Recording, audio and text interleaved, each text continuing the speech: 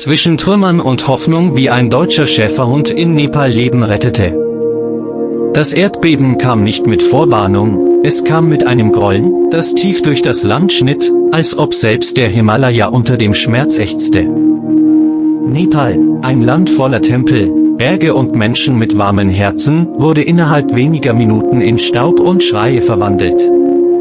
Unter den zusammengebrochenen Häusern, den zerschmetterten Mauern und den zerborstenen Gassen lagen nicht nur Körper, sondern ganze Leben begraben. Tausende suchten ihre Angehörigen, weinten in den Trümmern oder starrten leer auf das, was einst Heimat gewesen war. Aus aller Welt trafen Hilfsteams ein, darunter auch eines aus Deutschland, das Rettungsteam K9 Süd mit speziell ausgebildeten Hunden, die durch Feuer, Schnee und Schutt den menschlichen Geruch erschnüffeln konnten. Einer dieser Hunde war Ragnar, ein großer deutscher Schäferhund mit tiefschwarzem Fell, wachsamen Bernsteinaugen und einem Herz, das stärker schlug als jede Trommel. Sein Hundeführer Paul war ein stiller Mann Anfang 40, mit ruhiger Stimme und Blicken, die mehr sahen als Worte sagen konnten. Er hatte Ragnar vom Welpenalter an ausgebildet, nicht als Haustier, sondern als Partner, als Kameraden im Kampf gegen Zeit und Tod. Als sie in Kathmandu ankamen, waren die Straßen voller Staub, Rufe und Sirenen. Die Luft schmeckte nach Beton, Blut und Hoffnungslosigkeit. Doch Ragnar sprang sofort in Aktion. Kaum hatte er den Geruch der Verwüstung in der Nase, zog er an der Leine, als ob er wüsste, wo seine Hilfe gebraucht wurde. In einem eingestürzten Schulgebäude, wo einst Kinder gelacht hatten, bellte Ragnar plötzlich kurz, dann schnüffelte er intensiv, legte sich hin und kratzte mit beiden Pfoten an einer Stelle. Pauls Herz schlug schneller. Er kannte dieses Verhalten, Ragnar hatte etwas gefunden. Die Helfer begannen zu graben, die Hände zitternd vor Erwartung. Nach Minuten des Schweigens ein Wimmern. Ein schwaches, aber lebendiges Wimmern. Und dann, ein kleines Gesicht voller Staub, Blut und Leben. Maja. 9 Jahre alt, verschüttet unter Trümmern, aber am Leben. Sie hatte den ganzen Tag ohne Wasser, ohne Licht, ohne Hoffnung verbracht, bis dieser Hund kam. Als sie geborgen wurde, klammerte sie sich nicht an einen Menschen, sondern an Ragnar. Sie schlang ihre kleinen Arme um seinen Hals, vergrub ihr Gesicht in seinem Fell und weinte nicht vor Schmerz, sondern vor Erlösung. Paul beobachtete sie schweigend. Etwas in ihm zerbrach, etwas in ihm heilte. Er wusste nicht, was es war, aber er spürte, dass Ragnar nicht nur Leben rettete, er heilte auch Seelen.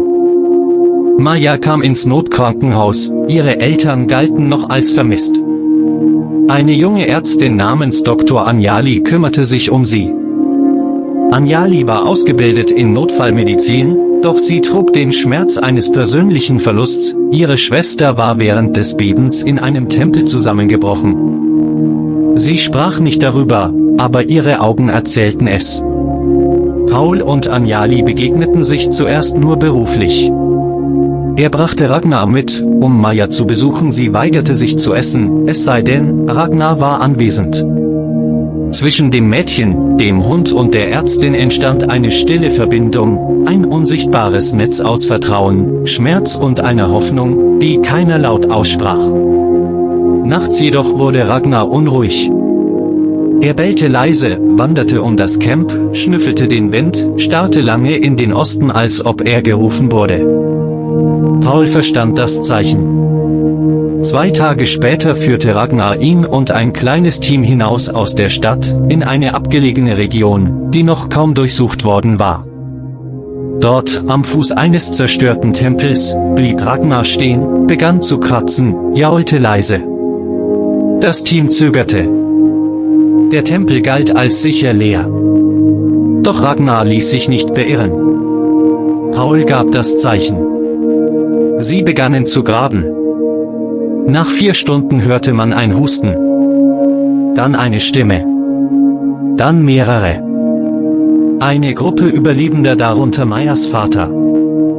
Lebendig. Verletzt, aber nicht gebrochen. Maja warf sich heulend in seine Arme, als er ins Krankenhaus gebracht wurde.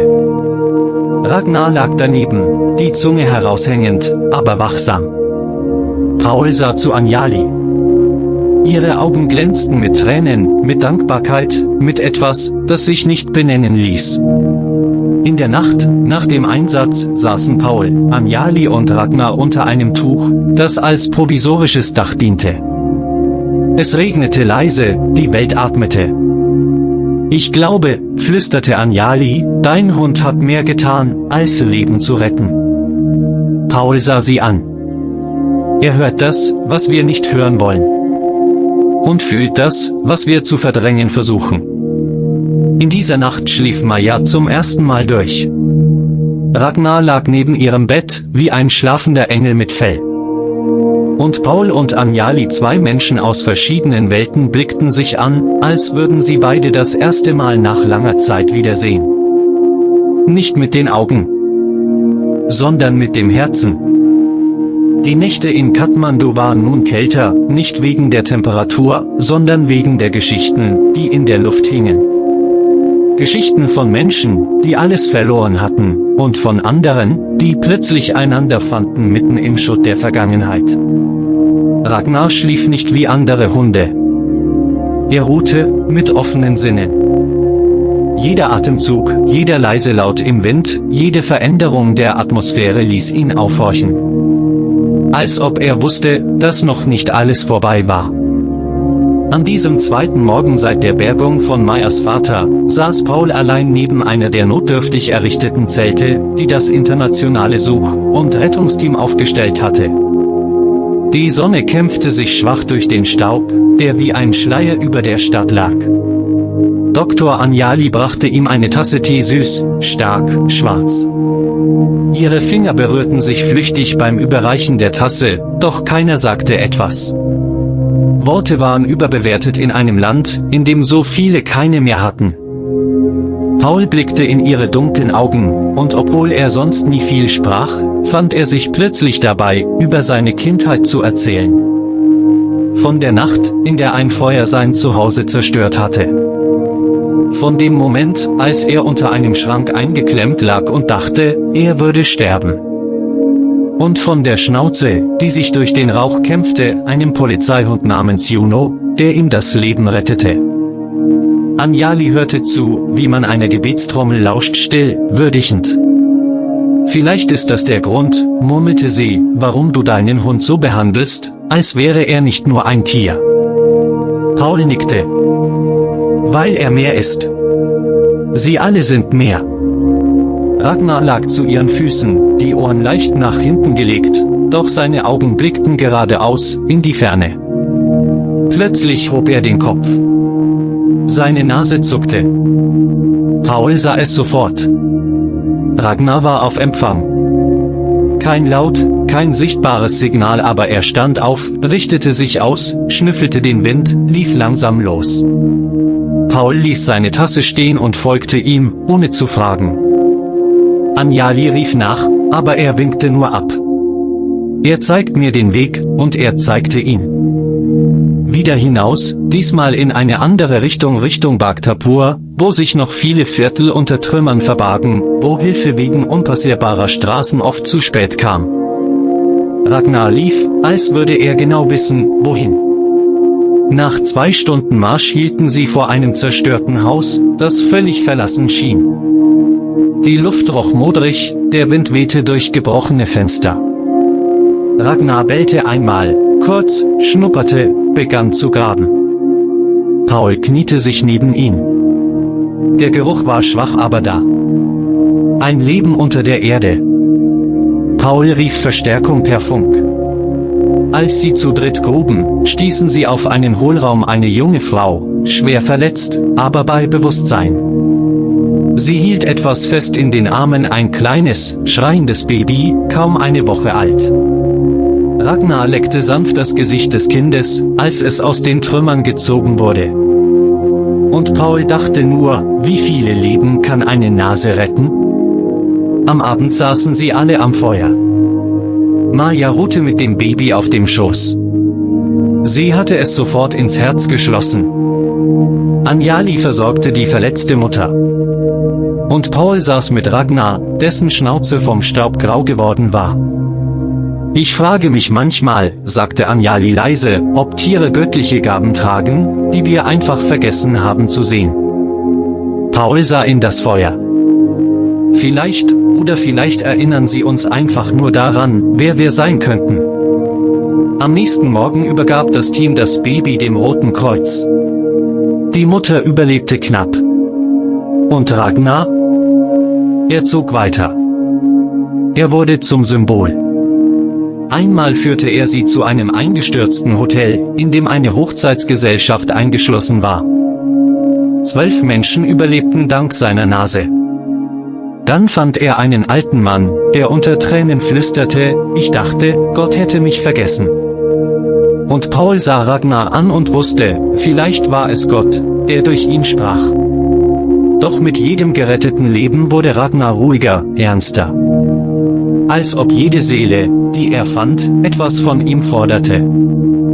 An einem Abend, als die Stadt in goldenes Licht getaucht war und selbst der Staub in der Luft wie Magie wirkte, stand Anjali neben Paul auf einem Hügel über dem Tal. Du bleibst nicht lange, oder? Fragte sie.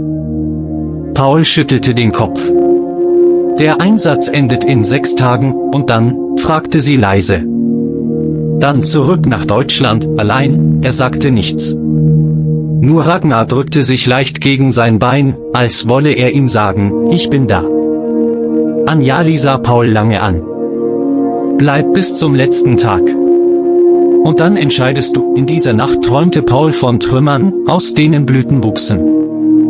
Von Ragnar, der durch ein Feld lief, aber nicht bellte, sondern sang. Und von Anjali, die in einem weißen Kleid inmitten dieser Schönheit stand.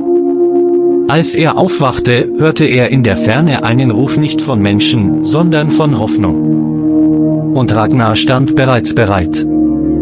Wieder einmal. Die Tage wurden kürzer, nicht weil die Sonne früher unterging, sondern weil jede Stunde, die verging, ein leises Abschiedslied spielte. Das Rettungsteam aus Deutschland hatte in nur wenigen Wochen Dutzende Leben gerettet, aber nun stand der Rückflug bevor. Paul beobachtete Ragnar beim Packen, der Hund verstand mehr, als Worte je erklären konnten. Seine Augen wanderten ruhelos zwischen Kisten und Menschen, als spürte er, dass diese Mission sich ihrem Ende näherte, aber sein Herz noch nicht abgeschlossen hatte. In den letzten Tagen hatten sich ihre Wege mit Menschen gekreuzt, deren Gesichter sich für immer in Pauls Gedächtnis einbrannten. Da war der blinde Junge, der Ragnar an der Stimme erkannte und seine Augen nannte. Die alte Frau, die seit 7 Tagen unter einem zerfallenen Hof gelegen hatte und durch Ragnars Bellen gerettet wurde. Und dann war da Anjali, deren Nähe für Paul ein stilles Licht geworden war, eines, das sich nicht aufdrängte, sondern einfach da war, wie eine wärmende Decke in einer frostkalten Welt. In der Nacht vor dem letzten Einsatz saß Paul mit Ragnar am Rand des Lagers. Die Grillen zirpten, die Zelte waren ruhig, doch in seinem Herzen tobte ein Sturm. Weißt du, Junge, flüsterte er und strich durch Ragnars Fell, ich glaube, ich verliere mich langsam in diesem Land. Ragnar sah ihn an, dann legte er seinen Kopf in Pauls Schoß. Es war keine Antwort, es war Zustimmung. In den frühen Morgenstunden wurde das Team noch einmal gerufen, ein kleines abgelegenes Dorf im Norden, kaum erreichbar, war laut Funksignal komplett von der Außenwelt abgeschnitten. Die Straße war eingestürzt, nur ein schmaler Pfad durch den Dschungel führte dorthin. Paul zögerte nicht. Ragnar war unruhig, als ob dieser Einsatz anders war. Etwas war in der Luft, etwas, das nicht greifbar war, aber wie ein Schatten an ihren Gedanken klebte. Nach Stunden des Marschierens erreichten sie das Dorf, eine Ansammlung von Hütten, zerdrückt wie Spielzeug. Stille. Kein Laut.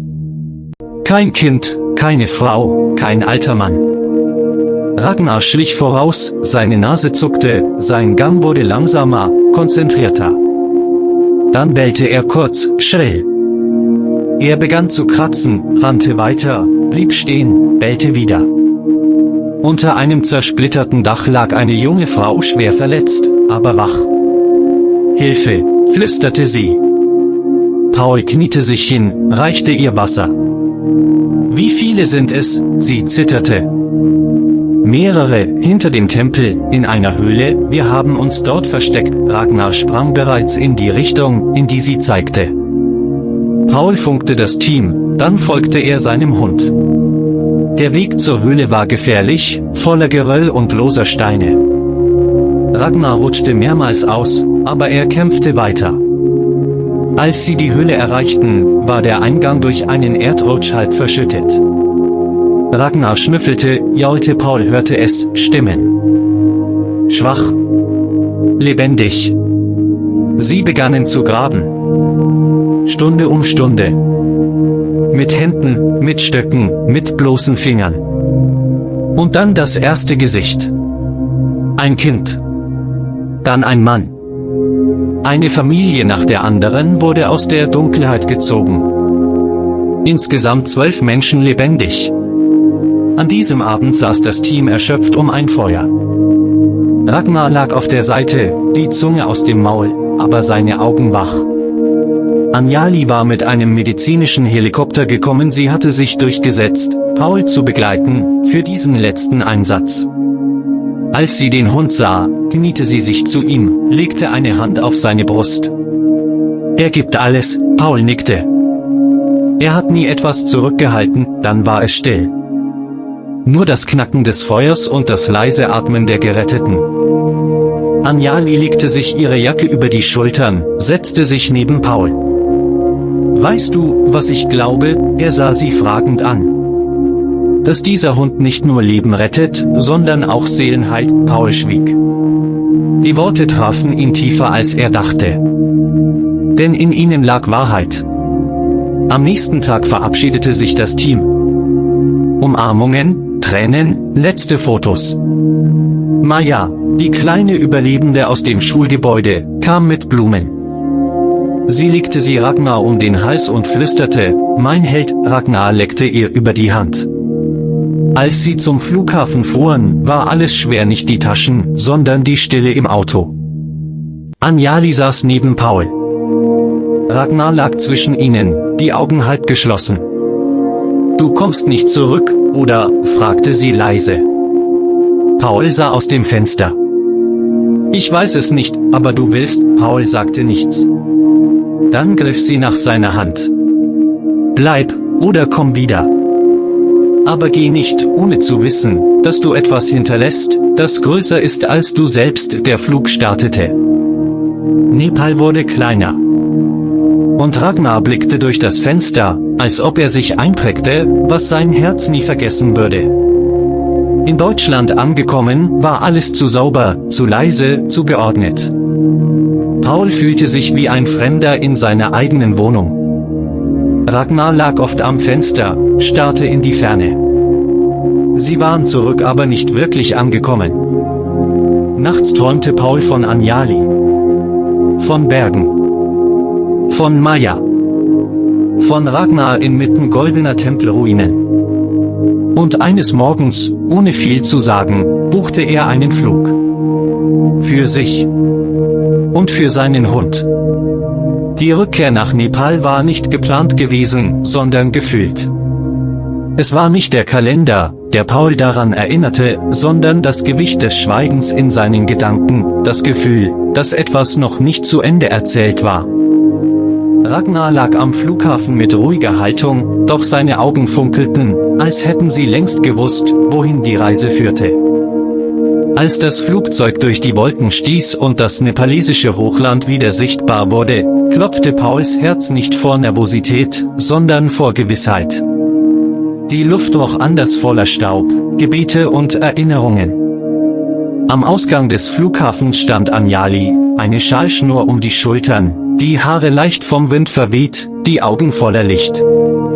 Sie sagte kein Wort, als sie Paul sah, nur ein leichtes Nicken, ein zartes Lächeln, als wäre er nie weg gewesen. Ragnar sprang aus der Transportbox, lief auf sie zu, als hätte er sie nie verlassen. In den kommenden Tagen zogen sie gemeinsam durch die neu aufgebauten Dörfer, durch die Waisenhäuser, die aus den Trümmern entstanden waren.